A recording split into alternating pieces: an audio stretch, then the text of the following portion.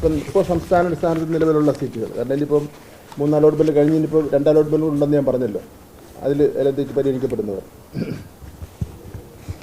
നിലവിലുള്ള ഒഴിവുകൾ: merit 40,950, sports 3,661,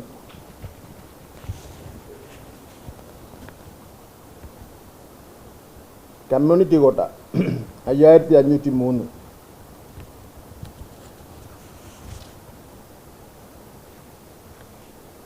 management കോട്ട 23,198,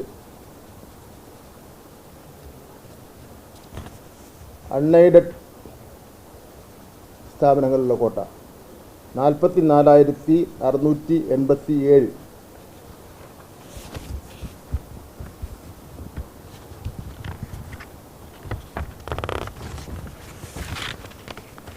ആകെ ഒഴിവുകൾ 1,18,337. ആകെ ഒഴിവുകൾ 1,18,337.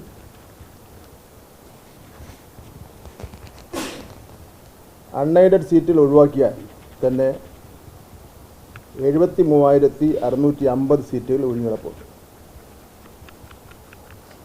അൺഎയ്ഡഡ് സീറ്റ് ഒഴിവാക്കിയാൽ ഇനി സംസ്ഥാനത്തൊട്ടാകെ പ്രവേശനം നേടുവാനുള്ള അപേക്ഷകരുടെ എണ്ണം എന്ന് പറയുന്നത് 26,995 മാത്രമാണ്. സംസ്ഥാനത്തൊട്ടാകെ ഇനി പ്രവേശനം നേടുവാനുള്ള അപേക്ഷകരുടെ എണ്ണം 26,995 മാത്രമാണ്. ഇപ്പോൾ ഗൗരവമായി മലപ്പുറം ജില്ലയിൽ നിന്നാണ് പരാതികൾ വന്നിട്ടുള്ളത്. കഴിഞ്ഞ ദിവസം നിയമസഭയിൽ പ്രതിപക്ഷം ഇതിനെ സംബന്ധിച്ചിടത്തോളം അടിയന്തര പ്രമേയം കൊണ്ടുവന്നിരുന്നു. അടിയന്തര പ്രമേയത്തിൽ ഞാൻ കണക്കുകൾ വെച്ചുകൊണ്ടാണ് മറുപടി പറയുന്നത്. അപ്പോൾ ഇത്ര കുട്ടി അപേക്ഷിച്ചു എന്ന് പറഞ്ഞാൽ അതിൽ കള്ളം പറയാൻ വേണ്ടി പറ്റില്ലല്ലോ. ഇത്ര കുട്ടികൾ അപേക്ഷിച്ചു, ഇത്ര കുട്ടികൾക്ക് പ്രവേശനം കിട്ടി എന്ന് പറഞ്ഞാൽ അത് നമുക്ക് മാറ്റി പറയുന്നതിന് വേണ്ടി കഴിയില്ലല്ലോ ആ അക്കം. എങ്കിലും ഞാൻ നിയമസഭയിൽ പറഞ്ഞു, നമുക്കെല്ലാ ഈ +1 തന്നെ ചേരണമെന്ന് ആഗ്രഹിക്കുന്നവരുടെ കാര്യവും നമുക്ക് പരിഗണിക്കാം. SSLC പരീക്ഷ കഴിഞ്ഞാൽ ITA ഉണ്ട്, വൊക്കേഷണൽ ഹയർ സെക്കൻഡറി ഉണ്ട്, കുറച്ച് പേർ പ്രൈവറ്റായിട്ട് സ്കോൾ കേരളയിൽ രജിസ്റ്റർ ചെയ്യുന്നവരുണ്ട്. കഴിഞ്ഞ വർഷത്തെ ഒരു അനുഭവം വെച്ച് പറയുക, അവസാന ഘട്ടത്തിൽ അൺഎയ്ഡഡ് സ്കൂളിൽ ചേർന്നവരുണ്ട്, മറ്റ് SSLC കഴിഞ്ഞ ഉള്ള ഇതര കോഴ്സുകളിൽ ചേർന്നവരെല്ലാം ഉണ്ട്. നമ്മളതൊന്നും കൂട്ടാതെയുള്ള കണക്കാണ് ഇവിടെ പറഞ്ഞിട്ടുള്ള കണക്കുകളെന്ന് പറയുന്നത്. അപ്പോൾ ഞാനന്ന് പറഞ്ഞു, എവിടെയെങ്കിലും എന്തെങ്കിലും ബുദ്ധിമുട്ടുണ്ടാവണമെങ്കിൽ നമുക്ക് ചർച്ച ചെയ്ത് കൂട്ടായി ആ പ്രശ്നം പരിഹാരം കാണുന്നതിന് വേണ്ടി നമുക്ക് പരിശ്രമിക്കാം. പക്ഷേ പിറ്റേ ദിവസം തന്നെ മലപ്പുറം RDDA പൂട്ടിയിട്ടു. MSFകാർ ഓഫീസ് നശിപ്പിച്ചു, 10,000-കണക്കിന് രൂപയുടെ നാശനഷ്ടം ഉണ്ടാക്കി. അവർ ജാമ്യത്തിൽ ഇറങ്ങിയ ശേഷം ഇന്നലെയും ഈ നടപടി തുടരുന്നതിന് വേണ്ടി തയ്യാറായി. അപ്പോൾ വളരെ ശാന്തമായും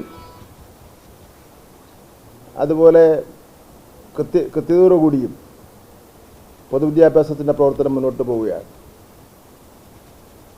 പരീക്ഷ കൃത്യസമയത്ത് തന്നെ നടത്തുന്നുണ്ട്, പറഞ്ഞ സമയത്തിന് മുമ്പ് തന്നെ ഫലപ്രഖ്യാപനം നടത്തുന്നുണ്ട്, പാഠപുസ്തകം പ്രിൻ്റ് ചെയ്ത് കൊടുക്കുന്നുണ്ട്. അതും പുതിയ പാഠപുസ്തകം പറഞ്ഞ ദിവസത്തിനേക്കാൾ മുൻപേ തന്നെ പ്രിൻ്റ് ചെയ്ത് കൊടുക്കുന്നു. മുൻപാണെങ്കിൽ പഴയ പാഠപുസ്തകം ഓണപ്പരീക്ഷയ്ക്ക് പോലും കിട്ടാത്ത കാലഘട്ടം ഉണ്ടായിരുന്നു. യുവജനോത്സവം നന്നായി നടക്കുന്നു, കായികമേള നന്നായി നടക്കുന്നു. അങ്ങനെയുള്ള എല്ലാ കാര്യങ്ങളും നന്നായി തന്നെ പോവുകയാണ്. അങ്ങനെ ശാന്തമായ അന്തരീക്ഷത്തിൽ വളരെ മാതൃകാപരമായി ഉള്ള പ്രവർത്തനങ്ങളുമായി മുന്നോട്ട് പോകുന്ന പൊതുവിദ്യാഭ്യാസ വകുപ്പിൽ അതിൻ്റെ പ്രവർത്തനങ്ങളെ തടസ്സപ്പെടുത്തുന്നതിന് വേണ്ടിയുള്ള ബോധപൂർവമായ പരിശ്രമമാണ് MSFൻ്റെ ഭാഗത്തു നിന്ന് ഉണ്ടായിക്കൊണ്ടിരിക്കുന്നത്. ബഹുമാനപ്പെട്ട പ്രതിപക്ഷ നേതാവ് ശ്രീ കുഞ്ഞാലിക്കുട്ടി, പ്രതിപക്ഷ ഉപനേതാവ് ശ്രീ കുഞ്ഞാലിക്കുട്ടി ഇക്കാര്യത്തിൽ ഇടപെടണമെന്ന് ഞാൻ ആവശ്യപ്പെട്ടിരുന്നു. കാര്യമായി ഇടപെട്ട് കണ്ടിട്ടില്ല.